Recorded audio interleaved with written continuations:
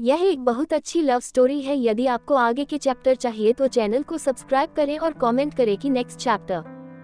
CH234 शांति का अजीब बदला। शांति ने नाश्ता करने बैठे सब पर एक नजर डाली और एक चेयर खींच खुद भी बैठ गई। अपर्णा ने शांति के लिए नाश्ते की प्लेट लगाई और कहा, बुआ जी।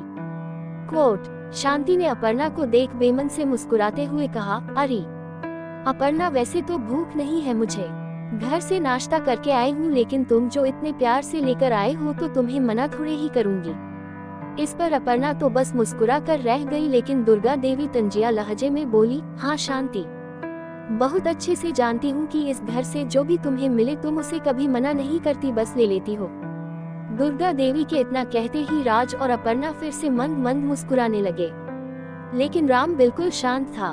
जहाँ तक हो वो उन्हें इग्नोर ही करना चाहता था, क्योंकि वो अच्छे से जानता था कि शांति उसे पसंद नहीं करती और ना ही उसके बीवी बच्चों को, और पिछली बार जो भी उन्होंने सिया के बारे में बोला था उस पर उल्टे सीधे इल्जाम लगाए थे, उससे वो काफी नाराज था। इसलिए उन्हें इग्नोर करना ही सही समझा उसने। वो लव कुश में ही लगा रहा। दूसरी तरफ सिया भी उन लोगों को नाश्ता कराने में लगी थी। शांति ने एक तिरछी निगाह उन पर डाली और कहा, लगता है नाराजगी खत्म होकर एक हो गए। वैसे सही भी है, कितने दिन नाराज रहना। परिवार है, बच्चे हैं, अपनाना तो होगा ना, वरना अनाथ आया था और अनाथ ही रह जाता। अरे कोई नाम लेने वाला तो हो दुनिया से जाने के बाद। शांति ने एक बार फिर अपना जहर बुझा तीर छोड़ा, जिसे सुन राम की मुठ्ठियां कस गई, लेकिन सिया ने तुरंत उसकी मुट्ठी पर अपनी हथेली रख दी। दुर्गा देवी गुस्से से बोली, शांति, तुम नहीं सुधर सकती। आखिर आ गई ना अपनी असलियत पर। चलो, जब मुंह खोल ही लिया है तो ये भी बता दो कि किस काम से आए हो, क्योंकि बिना काम के तुम कभी नहीं आती। शांति मुंह बना बोली, माँ, आपको क्यों लगता है कि मैं यहाँ आपसे कुछ मांगने ही आती हूँ? और अगर आप मुझे कुछ दे भी देती है तो ये हक है मेरा। मैं बेटी हूँ इस घर की। दुर्गा देवी ने गहरी सांस छोड़ खुद को जबत कर बोला, हाँ जानती हूँ क्या हक है तेरा। मुझसे ज्यादा अकड़ने की जरूरत नहीं है, और जितना तुझे इस घर से मिल चुका है ना, वो तेरे हक से कहीं ज्यादा है। शांति गुस्से से भनभनाती हुई तेज आवाज में बोली, ओफ ओ माँ। उसकी तेज आवाज सुन लव कुश हैरानी से शांति को देखने लगे। राम और सिया भी लव कुश की वजह से शांत थे, लेकिन उनको ऐसे गुस्से में चिल्लाता देख सिया ने अपर्णा की ओर देखा। शांति ने आगे बोलना चाहा, माँ आप। इसके आगे शांति कुछ बोलती या उनकी बहस ज्यादा गर्म होती। अपर्णा तुरंत शांति के आगे खीर की कटोरी करते हुए बोली, बुआ जी आप ये खीर खाए ना, बहुत टेस्टी है। शांति ने चुप हो गई और अपर्णा को देखने लगी। अपर्णा ने खीर की ओर इशारा कर कहा, प्लीज खाकर देखिए, आज स्पेशल ढंग से बनी है, बहुत टेस्टी है। कहते हुए अपर्णा ने उनके आगे चम्मच से खीर लेकर कहा, अरे जल्दी से मुंह खोलिए ना। शांति ने मुंह खोल दिया तो अपर्णा उसे खीर खिलाते हुए बोली, अब खाकर बताइए कैसा है। शांति खीर खाने लगी। खीर वाकई में टेस्टी थी। अपर्णा ने पूछा, कैसी है? शांति ने मुस्कुराकर कहा, हम बहुत अच्छी है, तुमने बनाई? अपर्णा ने सिर हिला कहा, नहीं, ये कविता ने बनाई है। इतना बोल अपर्णा ने कविता को आवाज देते हुए कहा, कविता, और खीर ले आना बुआ जी के लिए। जी भाभी। इतना बोल कविता किचन से और खीर ले आई। अपर्णा ने उसके हाथ से बोल लेते हुए कहा, थैंक यू कविता।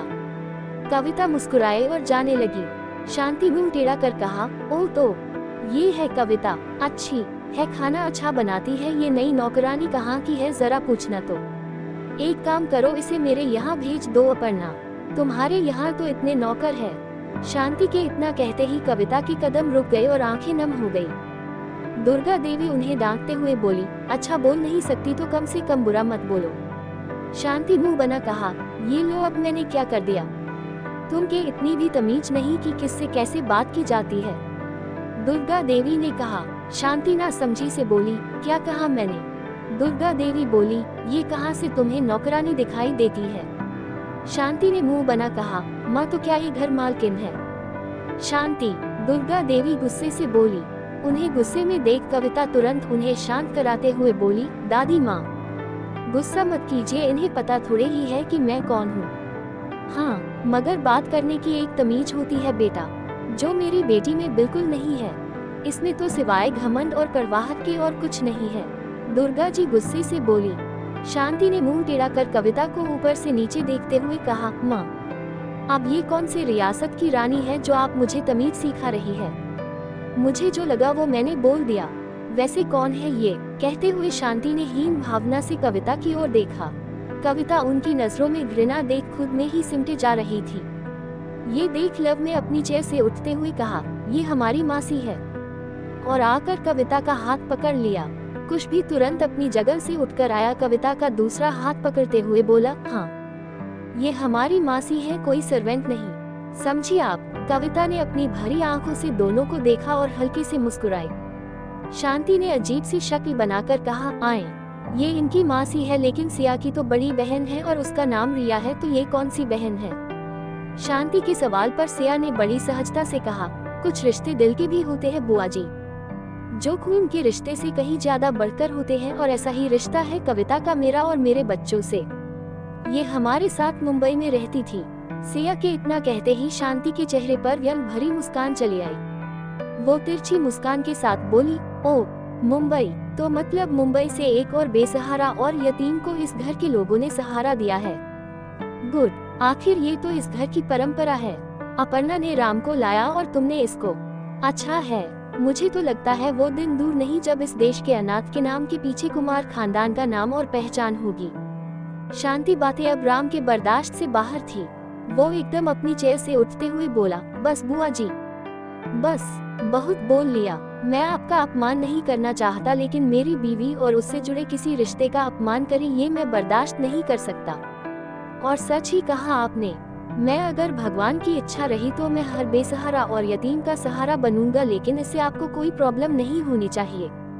इतना बोल राम कविता के पास आया और उसको चेयर पर बैठाया और कहा, तुम नाश्ता करो और किसी की कोई बात दिल से मत लगाना। तुम इस घर की मेंबर हो, बस यही बात याद रखना। ये देख सबके चेहरे पर मुस्कान आ गई। कविता भी अपनी भरी आंखों से मुस्कुरा उठी। राम ने दुर्गा देवी की ओर देख कहा, दादी माँ, मैं ऑफिस जा रहा हूँ और बुआ जी को खुश करके अपने घर भेजना, खाली हाथ नहीं। इतना बोल उसने लव कुश को प्यार किया और बाकी सबको बाय बोल चला गया। दुर्गा देवी ने भी मुस्कुराते हुए कहा, तो बताओ शांति, आज किस घर से आई हो? शांति ने अपने गुस्से को शांत कर कहा, माँ, मैं बस आपसे मिलने आई थी, लेकिन आप अगर कुछ देना ही चाहती है तो मुझे 50 लाख का एक चेक ही दे दीजिए। शांति की बात सुन दुर्गा देवी फीका मुस्कुराए और अपर्णा को इशारा किया। अपर्णा उनका इशारा समझ उनके कमरे में गई और एक चेकबुक लाकर उन्हें थमा दी। दुर्गा देवी ने चेक साइन कर शांति को देते हुए कहा, उम्मीद है इतना काफी है तुम्हें कुछ दिन इस घर से दूर रखने के लिए और इस घर की शांति बनाए रखने के लिए। शांति ने लपक कर चेक ले लिया और लालची मुस्कान के साथ बोली, अरे माँ, मैं तो आपके प्यार में खींची चली आती हूँ, वरना आप तो जानती हो कि मुझे पैसे का कोई मोह नहीं। शांति के इतना कहते ही राज ने उनकी ओर नागवारी से देख अपना सिर झटका और अपनी चेयर से उठते हुए बोला, दादी माँ, मैं भी चलता हूँ। राज से शांति का ये ड्रामा अब और बर्दाश्त नहीं हो रहा था। अब उसके संस्कार नहीं थे कि वो शांति को खरी खोटी सुनाए, उसके लिए तो दुर्गा देवी खुद ही थी। इसलिए उसने वहां से जाना ही ठीक समझा और वो भी अपने ऑफिस चला गया। शांति घर बाहर आए और अपनी गाड़ी की ओर जाते हुए चेक को देख बोली, आज मैं यहाँ इस चेक के लिए नहीं आई थी। मैं तो आती थी उस राम का सुकून छीनने। उसकी वजह से मेरे बेटे ने कल थप्पड़ खाए, तो इसे कैसे चैन से रहने देती, और ये चेक तो बस उसकी छोटी सी भरपाई है। जब मेरा बेटा सब कुछ अपने नाम कर देगा तब मेरा बदला पूरा होगा। तब तक ऐसे ही चेक पर चेक में लेती रहूंगी। दुर्गा देवी ने शांति के जाने के बाद कविता से कहा, कविता बेटा, शांति की बातों का बुरा मत मानना। मेरी बेटी है इसलिए कुछ कर नहीं सकती, लेकिन जितना कोशिश हो सके उसे इस घर से दूर ही रखती हूँ, वरना इस घर का चैन और सुकून तो एक पल कायम ना रहता। कविता ने मुस्कुराते हुए कहा, कोई बात नहीं दादी माँ, हाथ की सारी उंगलियां एक बराबर थोड़ी ना होती है। मुझे उनकी बात का बुरा नहीं लगा। ये सुन दुर्गा देवी मुस्कुराते हुए बोली, जीती रहो बेटा! Exclamation mark. अब नाश्ता खत्म करो अपना, चलो। जी। इतना बोल उसने सिर हिलाया और नाश्ता करने लगी। कुछ दिन इसी तरह बीते। लव कुश अपने नए स्कूल जाने लगे थे और सिया मृत्युंजय हॉस्पिटल।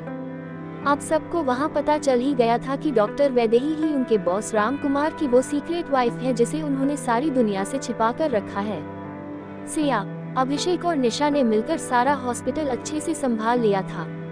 सिया के पापा मेहता जी ने और रिया ने भी सिया को माफ कर दिया था। आखिर बच्चों की खुशी में ही माँ बाप की खुशी होती है। फिर लव कुश के आगे तो वैसे भी वो पहले से पिघल चुके थे, तो उनसे भला दूर कैसे रहते।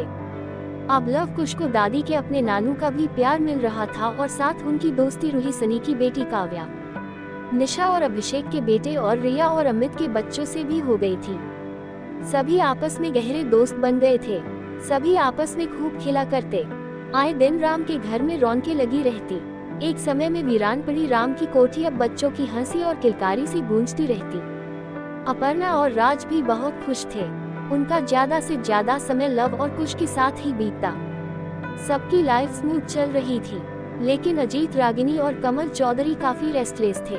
अजीत तो हर समय राम को मारने को प्लानिंग ही बनाया करता था और दूसरी तरफ रागिनी सिया को मारने की तरकीब ढूंढती। इस बीच उसने सिया को जान से मारने की कोशिश भी की, लेकिन सभी कोशिशें नाकाम रही।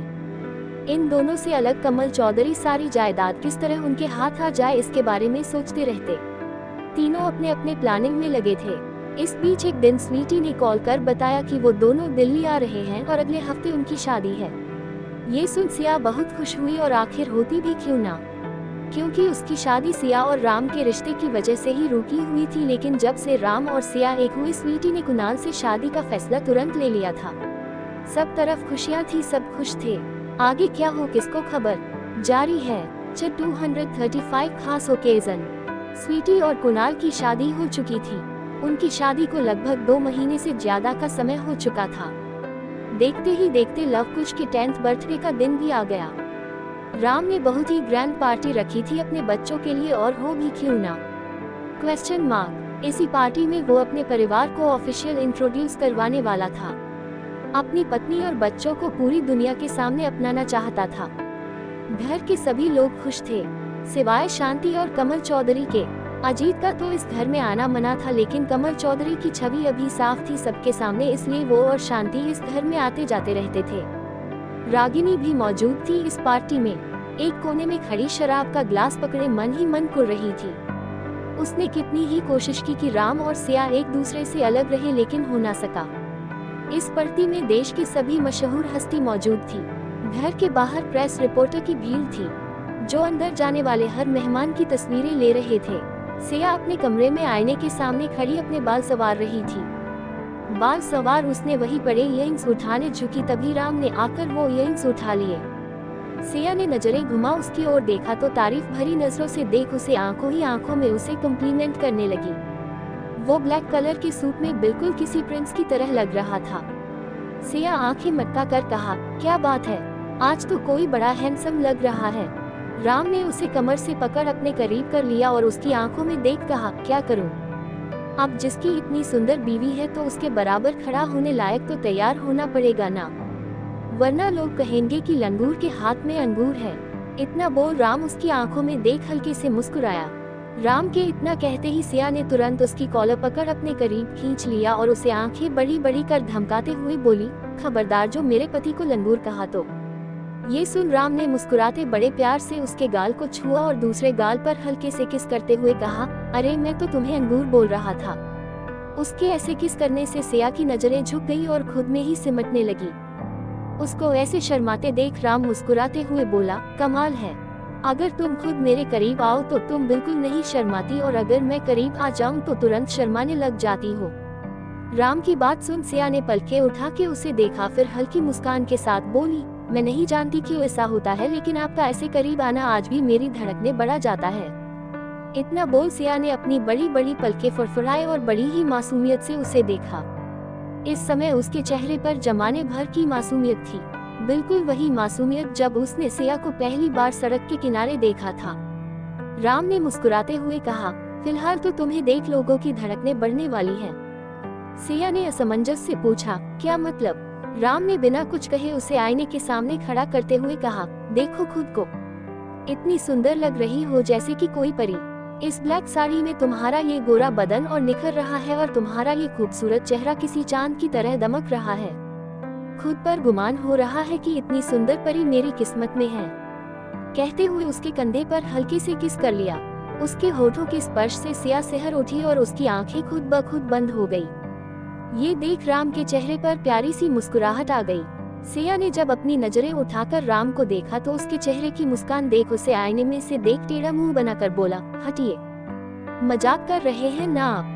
अब इतनी भी सुंदर नहीं हूँ मैं कि आप मेरी इतनी तारीफ करें। राम ने उसके कंधे पकड़ कहा, अरे मजाक थोड़ी ना कर रहा हूँ, मैं सच कह रहा हूँ। मेरी नजर से देखो, तुमसे सुंदर कोई नहीं। जब पहली बार तुम्हें देखा ना था तो मन किया तुम्हें सारी दुनिया से छिपाकर खुद के पास रख लूं कि किसी की नजर न पड़े तुम पर। लेकिन देखो, भगवान को मुझ पे तरस आ गया और तुम खुद ही मेरे पास आ गई मेरी पत्नी बनकर। तुम नहीं जानती कि तुम क्या हो। बस मेरे लिए तुम मेरे जीने की वजह हो, मेरी अंधेरी दुनिया को रोशन करने। सिया ने उसकी ओर देख कहा, अब इतनी भी तारीफ मत कीजिए मेरी। मुझसे गलतियां हुई है और उन गलतियों की वजह से मैंने आपको बहुत दुख पहुंचाया है। और इसके आगे सिया कुछ बोलती, राम ने उसकी बात को बीच में ही काट उसके होठों पर हाथ रख उसे बोलने रोक दिया। उसके ऐसा करते ही सिया उसे एकटक देखने लगी। राम ने उसकी आंखों में देख अपनी गर्दन ना में हिला कहा, पुरानी कोई भी बात जो दुख पहुंचाती है उन्हें याद नहीं करना है। छोड़ो उन बातों को, मुझे तुम्हारे साथ और अपने बच्चों के साथ एक नई याद बनाना है, जिसकी शुरुआत हम आज से करेंगे। कहते हुए उसने सिया के कान में ईयरिंग्स पहनाई। सिया उसे आईने में से देख रही थी। वो मुस्कुरा उठी। राम ने उसे देखते हुए उसके गले में मंगलसूत्र पहनाया, जिसे देख सिया के चेहरे पर मुस्कान आ गई। उसने थोड़े हैरानगी से पूछा, ये आपको कहाँ मिला? ये तो तुम्हारे पर्स में था, जिसे तुम अक्सर हाथ में लेकर देखती और यही सोचती थी कि ये मैं खुद तुम्हें अपने हाथों से पहचानाऊं, है ना? उद्धरण चिन्ह। राम के इतना कहते ही सिया उसे आंखें बड़ी बड़ी कर देखने लगी। उसकी बड़ी बड़ी होती आंखों को देख राम ने कहा, मैं जानता हूँ कि तुम सोच रही हो कि मुझे ये सब कैसे पता। इस पर सिया ने हाँ में गर्दन हिलाई।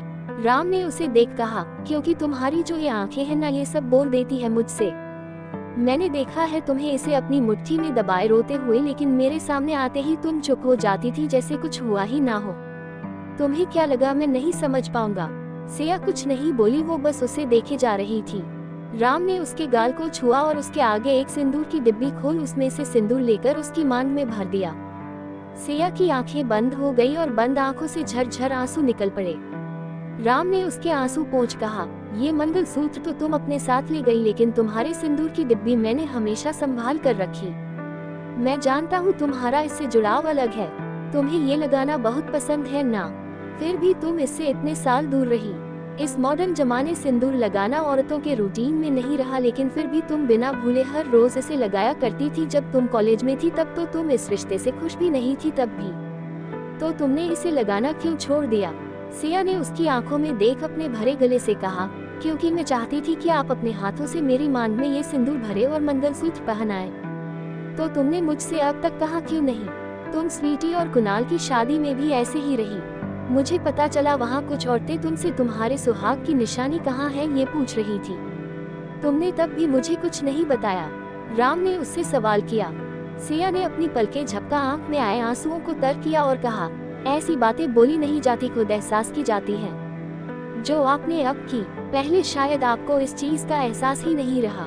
सिया के इतना बोलते ही राम ने तुरंत उसका चेहरा अपनी हथेली में भरते हुए कहा, आई एम सॉरी कि मुझे पहले इस बात का एहसास नहीं हुआ। उसके सॉरी बोलते ही सिया तुरंत उसे रोक बोली, नहीं आप सॉरी मत बोलिए ना प्लीज। विस्मयादिबोधक चिन्ह। अब हमारे बीच किसी सॉरी और माफी की जरूरत नहीं है। आपने मेरा सबसे कीमती गहना मुझे लौटा दिया, मैं बहुत खुश हूँ। उसने अपने मांग के सिंदूर को छूकर कहा, ये सिंदूर और मंगलसूत्र एक सुहागन का सबसे कीमती गहना होता है। इसके बिना तो सारा श्रृंगार अधूरा था मेरा। मैं चाहे कितनी भी सज संवर लूं, लेकिन ऐसा लगता था जैसे कुछ कमी रह गई श्रृंगार में। आज आपने मेरी मांग में ये सिंदूर फिर से सजा कर वो कमी पूरी कर दी, मेरा श्रृंगार पूरा कर दिया। अब आप मुझे यही आशीर्वाद दीजिए कि जीते जी ये मेरी मांग से कभी ना छूटे और ना ही इसका रंग फीका हो। इतना बोल सिया उसके कदमों में झुक गई। ये देख राम ने तुरंत उसे बाहों से पकड़ अपने सीने से लगा लिया और बहुत प्यार से कहा, मैं हमेशा तुम्हारे साथ रहूंगा। अब हमारे बीच कभी कोई गलतफहमी, कोई दीवार कुछ नहीं आ सकता। मैं दूर कर दूंगा हर उस वजह को जो मुझे तुमसे दूर करना चाहती है। इतना बोल राम ने उसके सिर को चूम लिया। उसके ऐसा करते ही सिया मन ही मन मुस्कुरा उठी।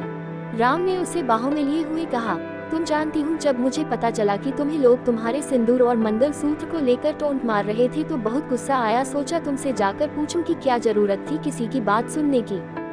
जवाब दे देती कि मेरी मर्जी, मैं पहनूं या ना पहनूं, और यही इसी बारे में बात करने मैं कमरे में आया था। राम के इतना बोलते ही सिया कट के रह गई।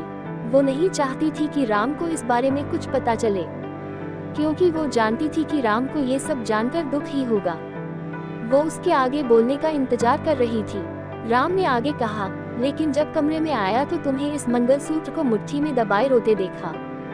ये देख मैं वही ठिठक गया और तुम्हें देखने लगा। जब तुमने रोते हुए कहा कि तुम दोबारा इसे मेरे ही हाथों से पहनना चाहती हो तो मैं तुम तक आया अभी पहनाने, लेकिन तुमने जल्दी से उसे छिपाकर सारी बात ही बदल दी। तब मुझे एहसास हुआ ये तुम्हारे लिए कितना मायने रखता है। सिर्फ 4 दीवारी में तुम्हें ये पहनाने से काम नहीं चलेगा, इसे तुम्हें ऐसे नहीं पहनना है। राम इतना बोल रुका। सिया उसे एकटक देखे जा रही थी। वो मन ही मन सोच रही थी कि राम ने इतना सब सोच रखा था उसके लिए। राम ने प्यार से उसके चेहरे को छूकर कहा, इसे तब पहनाऊंगा जब सारी दुनिया के सामने तुम्हारा हाथ थाम कर कह सकूं कि तुम मेरी पत्नी हो। और जब ये ठान लिया तो इसी खास दिन के लिए रुका हुआ था। तो को आज वो दिन आ गया है जब मैं सारी दुनिया के सामने तुम्हें एज माय वाइफ इंट्रोड्यूस करवाऊंगा। सबको मेरी पत्नी मिसेज सिया राम कुमार से मिलवाऊंगा और साथ में होंगे हमारे बच्चे लवकुश। वो मेरे बेटे हैं, ये सब जान जाएंगे। ये सुन सिया उसे सवालिया नजरों से देखते हुए बोली, आप क्या करने वाले हैं? सिया के सवाल पर राम ने प्यार से उसके माथे को चूमते हुए कहा, सब पता चल जाएगा, पहले नीचे तो चलो मेरी जान। राम के मुंह से अपने लिए जान सुन सिया मुस्कुरा उठी। उसने ने उसके माथे से माथा लगाते हुए कहा, चलिए जाना। जाना सुन राम ने हैरानी से उसे देखा तो सिया मुस्कुराते हुए बोली, क्या हुआ? जब आप मुझे जान बोलते हैं तो मैं तो आपको जाना ही कहती हूँ ना, भूल गए या याद है? राम ने प्यार से उसके गाल छूकर कहा, हाँ तुम यही कहती थी और उस दिन भी कहा था, लेकिन नशे में। आज होश में तुम्हारे मुंह से ये सुन अच्छा लगा। सिया ने धीरे से बुदबुदाते हुए कहा, नशे में तो मैंने और भी बहुत कुछ बोला होगा, लेकिन आप बताओगे थोड़ी। सिया की ये बुदबुदाहट राम ने सुन ली। उसने सिया को अपने करीब कर कहा, ये नशे में तुमने क्या क्या कहा और क्या क्या किया? अगर ये जान जाओगी ना तो शर्म से पानी पानी हो जाओगी। वैसे भी पहले से ही इतना शर्माती हो, मैं नहीं चाहता कि तुम और इससे ज्यादा शर्माओ। कहते हुए राम के चेहरे पर शरारत भरी मुस्कान आ गई। उसकी मुस्कान देख सिया ने कहा, ऐसा क्या कर दिया था मैंने नशे? बताइए। राम ने मुस्कुराते हुए कहा, फिर कभी बता दूंगा, अभी चलो। सिया ने मुंह बना कहा, नहीं अभी बताए वरना मैं नीचे नहीं जाऊंगी। इतना बोल सिया ने मुंह फुला लिया और उसकी ओर पीठ करके खड़ी हो गई। उसका ऐसा फुला मुंह देखकर राम के चेहरे पर फिर से मुस्कुराहट आ गई। उसने प्यार से कहा, सिया सुनो तो। सिया ने कंधे उचका कहा, मुझे कुछ नहीं सुनना, पहले आप बात बताएं मुझे। ऑफ हो सिया, क्या बचपना है, बता दूंगा ना बाद में, अभी तो चलो, देर हो रही है। राम ने रिक्वेस्ट की। सिया ने बिना उसकी ओर देखे ही कहा, नहीं बाद में नहीं, अभी बताएंगे आप। और वैसे भी आप जब इतनी सारी बातें इतने देर से कर रहे थे तब देर नहीं हो रही थी, और अब अचानक से मैंने कुछ पूछ लिया तो देर हो रही है आपको। जाओ, मैं आपसे बात नहीं करती, मैं आपसे गुस्सा हूँ। ये सुन राम ने उसकी बाह पकड़ और एक झटके से अपनी ओर किया, जिससे उसके सारे बाल उसके चेहरे पे आ गए। राम ने बड़े प्यार से उसके चेहरे पर आ रहे बालों को उसके कान के पीछे किया और उसकी आंखों में देख बड़े कशिश से कहा, उस दिन जो भी तुमने कहा या किया वो सिर्फ मेरे लिए तुम्हारे दिल में छिपा प्यार था, जो नशे में बाहर आ गया। तुमने कुछ गलत नहीं किया, ट्रस्ट मी। सिया उसकी आंखों में एकटक देखे जा रही थी। राम ने आगे कहा, और हाँ, उस दिन ही मुझे पता चला कि मेरी बीवी कितनी रोमांटिक है, और तुम्हारे रोमांस करने का अंदाज भी एकदम निराला है। वाह! कहते हुए उसके होठों पर शरारत भरी मुस्कान आ गई, जिसे देख सिया शर्माकर उसके सीने से लग गई। राम ने भी मुस्कुराते हुए उसे अपनी बाहों में भर लिया। कुछ देर बाद राम ने कहा, अब हम नीचे चले, अगर आपकी इजाजत हो तो, हमारे बच्चे हमारा वेट कर रहे होंगे। उसके इतना कहते ही सिया उससे अलग हुई और बोली, जी जल्दी चलिए, मैं भी ना आपके रोमांस में अपने बच्चों को भूल गई, ऐसे कैसे भूल गई मैं, चलिए चलिए। इतना बोल सिया आगे बढ़ गई तो राम ने मुस्कुराते हुए अपना सिर हिलाया और उसे पुकारा, सिया। सिया ने पलटकर उसे देख कहा, क्या हुआ, अब जल्दी चलिए ना। राम उसके पास आया और अपनी बाह उसके आगे कर बोला, साथ चलते हैं ना। उद्धरण चिन्ह। ये सुन सिया अपनी हथेली अपने सिर पर मारी और कहा, मैं भी ना बुद्धू हूँ पूरी, आपके साथ ही तो जाना है, मैं अकेले जाकर क्या करूँगी। इतना बोल सिया ने राम की बाह में अपनी बाह डाली और कहा, चलिए। राम ने मुस्कुराकर सिर हिलाया और दोनों साथ बाहों में बाहें डाले चलने लगे। राम के साथ चलते हुए उसके चेहरे पर की मुस्कान तो जैसे जा ही नहीं रही थी। वो उसे देखते हुए आगे बढ़ रही थी जैसे डोर के साथ पतंग खींची चली जाती है। जारी है 236 प्रेस कॉन्फ्रेंस। राम और सिया सीढ़ियों से जब उतरने लगे तो सभी की निगाहें उन पर ही टिक गई। दोनों एक दूसरे को बड़े प्यार से निहारते हुए एक एक सीढ़ियां उतर रहे थे। ब्लैक कलर की डिजाइनर नेट की साड़ी में सिया बहुत ही खूबसूरत लग रही थी। राम भी ब्लैक कलर के सूट बूट में काफी हैंडसम लग रहा था। एक दूसरे को कॉम्प्लीमेंट करते दोनों साथ में बहुत ही प्यारे लग रहे थे। किसी राजा और रानी की तरह बड़ी शान से वो दोनों सीढ़ियां उतर नीचे आए। घर के सभी लोग उन्हें ऐसे देख बहुत खुश थे। दुर्गा देवी और अपर्णा भी उन दोनों को ऐसे देख बहुत खुशी हुई, लेकिन इस खुशी में खास बात सिया के माथे पर दमकता लाल सिंदूर। दुर्गा देवी और अपर्णा एक दूसरे की ओर देखा और आंखों ही आंखों में कुछ बोल मुस्कुरा उठे। अशोक मेहता जी भी अपनी बेटी की ये खुशी देख बहुत खुश थे। जब सिया चली गई थी तो वो खुद को राम का दोषी मान रहे थे, लेकिन आज उन्हें अपने फैसले पर खुशी हो रही थी दोनों को खुश देख।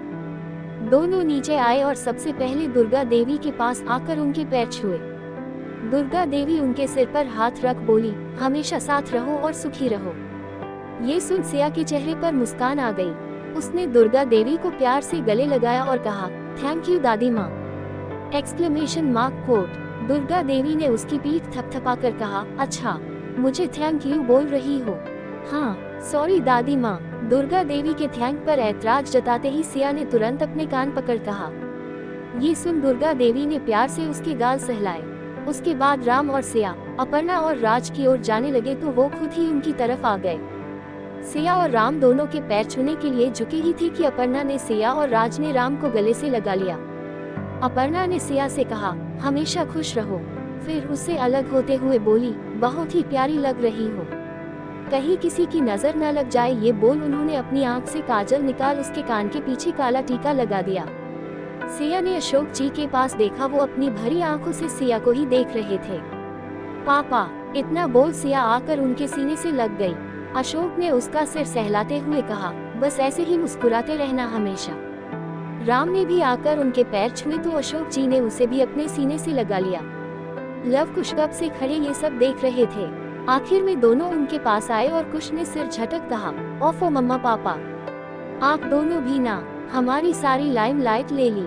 अरे हमारा बर्थडे है, आप दोनों का नहीं। कुश की बात सुन सभी मुस्कुराने लगे। राम ने लव कुश दोनों का हाथ पकड़ा और उनकी ओर झुककर कहा, आई नो बेटा कि आज आपका बर्थडे है। हमारी जिंदगी में आने के लिए, हमें मम्मी पापा बनाने के लिए थैंक यू। ये सुन लव कुश मुस्कुरा उठे। दोनों राम के गले से लगकर बोले, थैंक यू पापा, आई लव यू। उनके ऐसे गले लगने से राम की मुस्कान और भी चौड़ी हो गई। उसने दोनों के माथे को चूमते हुए कहा, हैप्पी बर्थडे बच्चों, पापा लव्स यू। तभी सिया भी उनके पास आकर उन्हें दुलार करते हुए बोली, एंड मम्मा ऑल्सो लव यू। राम ने दोनों को देख कहा, बेटा आज आपका बर्थडे है, लेकिन आज एक और खास चीज है जो आप दोनों को नहीं पता। राम के इतना कहते ही लव कुश के साथ साथ सभी उसे हैरानी से देखने लगे। सिया ने उससे आंखों ही आंखों में पूछा, क्या है? राम ने पलकें झपका कर कहा, अभी पता चल जाएगा। ये समझ सिया मुंह बनाने लगी। उसके चेहरे की नाराजगी देख राम ने मुस्कुराते हुए कुछ सोच सबकी ओर देख कहा, आप लोग जानना चाहते हैं आज और क्या स्पेशल है? दुर्गा देवी और अपर्णा ने एक दूसरे की ओर नासमझी से देखा, फिर राम की ओर देखना में सिर हिला दिया। राम ने अशोक जी की ओर देखा तो उन्हें जैसे आंखों ही आंखों से पूछ रहा हो कि आप जानते हैं। अशोक जी भी उसकी बात को समझ नहीं पाए। सिया ने मुंह बना कहा, अब बता भी दीजिए ना। राम ने उसकी एक्साइटमेंट देख मुस्कुराते हुए कहा, अभी बताता हूँ, चलो चलिए दादी माँ। इतना बोल राम ने सुमित को इशारा किया। सुमित हाँ में गर्दन हिला वहाँ से चला गया और राम ने दुर्गा देवी का हाथ थाम लिया। आप सभी आइए, राम ने सबसे कहा और दुर्गा देवी को लेकर बाहर आ गया। घर के बाहर लॉन में प्रेस वालों की भीड़ थी। यहाँ एक प्रेस कॉन्फ्रेंस का अरेंजमेंट किया गया था। राम अपने परिवार के साथ मीडिया के सामने आया तो सभी प्रेस वालों के सवाल शुरू हो गए। मिस्टर कुमार, हमने सुना ही आज की पार्टी में आप कुछ खास ऐलान करने जा रहे हैं। दूसरे पूछा, मिस्टर कुमार, हमने ये भी सुना है कि आज आपके बेटे का जन्मदिन है। इसी बीच रागिनी ने एक रिपोर्टर को इशारा किया तो उसने हाँ में सिर हिला। तुरंत राम से पूछा, बेटा? प्रश्नवाचक चिन्ह डॉट। सर, आप मजाक कर रहे हैं ना? ये बेटा कब हुआ? वैसे आप भी बड़े सीक्रेट आदमी हैं, लेकिन इतना सीक्रेट कौन रखता है भाई, वो भी आज के जमाने में। इतना बोल सब हंस पड़े। सबको हंसता देख सिया ने पीछे से ही तुरंत राम का हाथ थामा तो राम ने कसकर उसकी कलाई थाम ली। सिया के चेहरे की घबराहट देख रागिनी के चेहरे पर तीखी मुस्कान आ गई। तभी एक और रिपोर्टर ने पूछा, मिस्टर कुमार, कुछ साल पहले हमने सुना था कि आपकी शादी हो गई है, लेकिन आपने अपनी वाइफ को दुनिया के सामने इंट्रोड्यूस नहीं किया। एक और ने उठकर कहा, हाँ, यहाँ तक कि वो आपके साथ किसी ऑफिशियल या प्राइवेट पार्टी में भी नहीं दिखी आज तक। फिर एक बार उल्टी उल्टी सी खबर ये भी आई कि वो इस दुनिया में ही नहीं है। और अभी कुछ महीने पहले आपके हॉस्पिटल में हुए ऑल इंडिया मेडिकल कन्वेंशन में आपने एक डॉक्टर को अपनी वाइफ कहा। सर, क्या है सब? अब तो क्लियर कर दो, बहुत कंफ्यूजन है। हाँ, मिस्टर कुमार बताइए। देखिए, ऐसे चुप मत रहिए। सभी रिपोर्टर एक के बाद एक अपने सवालों की बौछार किए जा रहे थे और उनके हर सवाल से घबराती से आहिस्ता आहिस्ता राम के पीछे छिपती चली जा रही थी। उसे आदत कहाँ थी इस तरह से प्रेस और मीडिया का सामना करने की। राम ने उसका हाथ अभी भी मजबूती से थाम रखा था। लव कुश भी प्रेस के ऐसे रवैये से थोड़े घबराए हुए थे। सुमित और शशांक ने सभी रिपोर्टर को शांत कराते हुए कहा, शांत हो जाए, आप लोग शांति से बैठिए, सबके सवालों के जवाब मिलेंगे। सुमित ने सबको बैठाते हुए कहा, देखिए, आप लोगों को इन्हीं सवालों के जवाब देने यहाँ बुलाया गया है, तो प्लीज शांति बनाए रखिए। सुमित के कहने पर सभी अपनी अपनी जगह शांति से बैठ गए। सबको शांत बैठ राम ने आगे आकर कहा, आप लोगों को सबको पर्सनल लाइफ के बारे में जानने का बहुत शौक होता है। कोट। इतना बोल राम रुका, फिर खुद को करेक्ट कर बोला, ना, let me correct my self. शौक नहीं, ये तो आपका काम भी है। इससे आपका घर चलता है। जितनी ज्यादा चटपटी सनसनीखेज खबर, उतनी ही ज्यादा टीआरपी और रेटिंग्स और उतना पैसा। क्यों, सही कह रहा हूँ ना? कहते हुए राम के चेहरे पर एक तीखी मुस्कान आ गई। ये देख सभी रिपोर्टर्स हंस पड़े। उनमें से एक ने कहा, अब आप तो सब जानते हैं सर, और आप जैसे लोगों की वजह से ही तो हमारी रोजी रोटी चलती है। राम ने मुस्कुराते हुए कहा, हाँ, बिल्कुल सही, लेकिन मेरी भी शुरू से यही आदत रही कि मुझे अपनी पर्सनल लाइफ पब्लिक करना नहीं पसंद। तभी सामने से ये और आवाज आई, तभी तो आपकी जिंदगी के बारे में जानने के लिए लोगों ज्यादा उत्सुकता है सर। Exclamation mark. वरना खुली किताब को कौन पढ़ना चाहता है? राम ने उसे देख कहा, बिल्कुल, तभी तो मेरी बंद किताब पर दांव लगा बैठे हैं सब। तो ठीक, मैं खुद ही अपनी जिंदगी के पन्ने आज खोलता हूँ, और इसलिए ही मैं आज सबके सामने आप सबसे मिलवाने जा रहा हूँ अपनी पत्नी और अपने बच्चों से। कहते हुए राम ने सिया को आगे किया और कहा, इनसे मिलिए, ये है मेरी पत्नी मिसेज सिया राम कुमार। फिर लव कुश का हाथ थाम कहा, ये है हमारे बेटे लव और कुश। राम के इतना कहते ही सभी रिपोर्टर्स में फिर से एक बात खुसर फुसर होने लगी। एक रिपोर्टर ने उठकर सवाल किया, लेकिन ये तो मशहूर कार्डियो सर्जन डॉक्टर वैदेही है। इस पर राम ने बड़े गर्व से कहा, जी बिल्कुल सही पहचाना, ये वही है, डॉक्टर वैदेही। फिर आपने अब तक आपने रिश्ते को छिपा कर क्यों रखा? या कहीं ये तो नहीं कि वो अफवाह सच है कि आपकी पत्नी थी ही नहीं आपके साथ, और ये अभी अभी आपकी लाइफ में आई है, वो भी रेडीमेड 2 बेटों के साथ? क्योंकि इससे पहले तो डॉक्टर वैदेही मुंबई के रहा करती थी। कहते हुए उस रिपोर्टर के चेहरे पे तीखी मुस्कान आ गई, साथ ही सिया के चेहरे पर उदासी। राम को उसकी मुस्कान देख बहुत गुस्सा आया, लेकिन उसने अपने चेहरे पर हल्की मुस्कान बिखेरते हुए कहा, आप लोग भी ना सवाल भी ऐसे ऐसे पूछते हैं कि सामने वाले को चुप जाए, और सोचते हैं ऐसे चुपते सवालों से सामने वाला घबरा कर कुछ ऐसा बोल जाए जिसे आप पढ़कर मसालेदार खबर बना सके। इस पर एक रिपोर्टर ने कहा, यही तो हमारा काम है सर। राम ने उसे जवाब देते हुए कहा, बिल्कुल आपका काम है, लेकिन आपके सवालों के जवाब देने का मैं पाबंद नहीं हूँ। लेकिन अब बात मेरे परिवार, मेरे बीवी बच्चों की है, तो अब टाइम आ गया है कि मैं आपके सवालों का जवाब दूं। इसलिए मैं आज आप सबको अपनी पत्नी और बच्चों से मिलवा रहा हूँ। और हाँ, ये मुझे छोड़कर कहीं नहीं गई थी और ये बेटे भी मेरे अपने बेटे हैं। ये सच है कि अपने करियर की उड़ान के लिए सिया मुझसे दूर मुंबई में रहती थी, लेकिन मुंबई इस दुनिया से दूर तो नहीं जो मेरी पहुंच से बाहर हो। इतना बोल राम रुका और सिया की हथेली पे हल्के से किस करते हुए आगे बोला, जब हमारी शादी हुई तब मेरी पत्नी मेडिकल की पढ़ाई कर रही थी और सर्जन बनना उसका सपना था, तो इसलिए इनकी सेफ्टी, इनके सपने के लिए मैंने अपनी शादी की सीक्रेट रखा। लेकिन हम दोनों हमेशा साथ रहे। अपने करियर के लिए इन्होंने मुंबई के प्रैक्टिस करने की इच्छा जताई, वो भी बिना मेरे नाम का सहारा लिए, तो मैंने इनका सपोर्ट किया। तो क्या गलत किया, बोलिए। सभी रिपोर्ट चुप थे। उनको चुप देख सिया ने सबकी ओर देख कहा, क्या हुआ, आप लोग चुप क्यों हैं? अभी तो बड़े सवाल कर रहे थे, अब इन्होंने एक सवाल किया तो बोलती बंद हो गई आपकी। नहीं है कोई जवाब। सामने बैठे सभी रिपोर्टर चुप थे। तभी वही रिपोर्टर उठा जो रागिनी का आदमी था। उसने उठकर कहा, मैम, हमने तो सुना था कि आप पहले अपने पति को छोड़कर चली गई थी क्योंकि आपको पता चला कि आपकी ये शादी कॉन्ट्रैक्ट की शादी थी। आपने ये शादी अपने पापा के बिजनेस को बचाने के लिए की थी। बोलिए, क्या ये झूठ है? उसके सवाल पर राम गुस्से से कुछ कहने को हुआ तो सिया ने उसका हाथ पकड़ नाम में गर्दन हिलाए और कहा, नहीं, हमारी शादी कोई कॉन्ट्रैक्ट की शादी नहीं थी। हाँ, ये सच है कि पापा के बिजनेस को किसी बड़े बिजनेस एम्पायर के नाम की जरूरत थी, लेकिन क्या आपने फायदे के लिए बिजनेस घरानों में ऐसे मर्जर नहीं होते? होता है, आज भी होता है और पहले भी होता आया है। इसमें कोई बुराई नहीं। ये शादी मैंने अपनी खुशी से की थी और इस शादी को छिपा कर रखना मेरी अपनी इच्छा थी, क्योंकि मैं खुद कुछ बनना चाहती थी, अपनी अलग पहचान बनाना चाहती थी। और इसमें अगर मेरे पति ने एक अच्छे पति होने के नाते मेरा साथ दिया तो बुराई क्या है? हर पति अपनी पत्नी का साथ देता है। और आप लोगों ने क्या कहा, रेडीमेड बच्चे हैं, आप लोग कैसे हैं? हाँ, बोलने से पहले एक बार भी नहीं सोचते? अरे ऐसे किसी को बोलने से पहले एक बार सोच लेना चाहिए। आपने मेरे बच्चों को गाली दी है, आप लोगों ने मेरे पति पर उंगली उठाई और यहाँ तक कि हमारे रिश्ते पर उंगली उठाई, जो मैं कतई बर्दाश्त नहीं कर सकती। मेरे पति मेरे लिए क्या है ये मैं कभी शब्दों में नहीं बता सकती, और मैं क्यों किसी को बताऊं कि वो मेरे लिए क्या है। बस आज मैं सबके सामने इतना कहना चाहती हूँ कि मैं इनसे बहुत प्यार करती हूँ और ये भी मुझसे बहुत प्यार करते हैं। हमारी जिंदगी में एक दूसरे के अलावा ना था, ना है और ना कभी कोई आएगा। कहते हुए सिया ने बहुत प्यार से राम की ओर देखा। राम ने उसे बहुत प्यार से अपनी बाहों में समेटा और सामने देख बोला, वैसे आपके सारे सवालों के जवाब में मैं आप लोगों को कुछ दिखाना चाहता हूँ। इतना बोल उसने सुमित को इशारा किया। सुमित ने तुरंत एक फाइल से एक पेपर निकाल राम को दिया।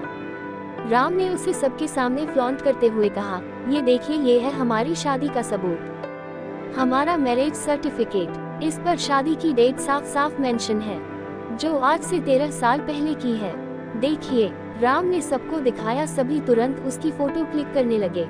उसके बाद राम ने शादी की फोटो दिखाई। उसमें सिया घूंघट में जरूर थी, लेकिन उसके बाद कुछ फोटो रिया की शादी की थी, जिसे देख ही साफ पता चल रहा था कि वो दोनों पति पत्नी ही है। राम ने सबको देख कहा, मिल गए सारे सवालों के जवाब। अब एक जरूरी बात, आज हमारे बेटों का जन्मदिन होने के साथ साथ हमारी मैरिज एनिवर्सरी भी है, तो आप सब लोग का स्वागत है। आए हैं तो खाना खाकर जाएगा। That's all, thank you। इतना बोल राम सिया और अपने बच्चों का हाथ पकड़ घर के अंदर जाने लगा। घर के सभी लोग ये देख बहुत खुश थे। दुर्गा देवी और अशोक जी की आंखें नम थी। अपर्णा ने दुर्गा देवी को देख कहा, दादी माँ, ये क्या? दुर्गा देवी मुस्कुराते हुए बोली, ये खुशी के आंसू है अपर्णा। आज सही मायनों में इस घर की बहू को उसकी असली पहचान मिली है। इस पल का मैं कब से इंतजार कर रही थी। अशोक जी ने भी मुस्कुराते हुए कहा, आप ठीक कह रही है माँ जी, आज मेरी बेटी और दामाद का परिवार पूरा हो गया। राम और सिया का वनवास खत्म हुआ। दुर्गा देवी ने भी सिर हिला कहा, हाँ बेटा। राज ने अशोक जी का कंधा सहलाते हुए कहा, अब मुस्कुराए अंकल, और चलिए अंदर चलते हैं। हाँ हाँ चलो। सभी अंदर जाने लगते हैं। राज ने सुमित को आवाज देते हुए कहा, सुमित, इन सबको खिला पिलाकर खुश करके भेजना ताकि इनकी सारी शिकायतें दूर हो जाएं। जी सर, सुमित ने कहा और रिपोर्टर्स की तरफ चला गया। राम सिया का हाथ पकड़ चल रहा था और सिया उसे हैरानी से देखे जा रही थी।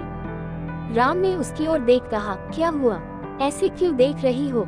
सिया ने आंखें बड़ी बड़ी कर कहा, आपको याद था ये सुन राम ने उसे आंखें छोटी छोटी कर देखा तो सिया संभलते हुए बोली, नहीं, मेरा मतलब कि सिया कुछ बोलने को हुई तो राम ने उसके होठों पर उंगली रख उसे चुप करा दिया। उसके ऐसा करते ही सिया उसे एकटक देखने लगी। राम ने उसकी आंखों में देख कहा, तुम्हें क्या लगा मेरी जिंदगी का इतना इम्पोर्टेंट दिन मैं भूल जाऊंगा? आज के ही दिन तो तुम मेरी जिंदगी में आई थी। सिया ने मुंह बना कहा, तो फिर आपने सुबह से मुझसे कुछ कहा क्यों नहीं? मुझे बताया भी नहीं और विश भी नहीं किया। राम ने उसे अपने करीब कर कहा, अच्छा तुमने मुझे बताया, क्या तुमने मुझे विश किया? राम के इस सवाल पर सिया ने नजरें झुका ली। उसे ऐसे देख राम मुस्कुराते हुए आगे बढ़ गया। सिया उसे आगे जाता देख जल्दी जल्दी कदम बढ़ा उसके ओर आए और उसका हाथ थाम बोली, फिर भी आपने ऐसा क्यों किया? जारी है।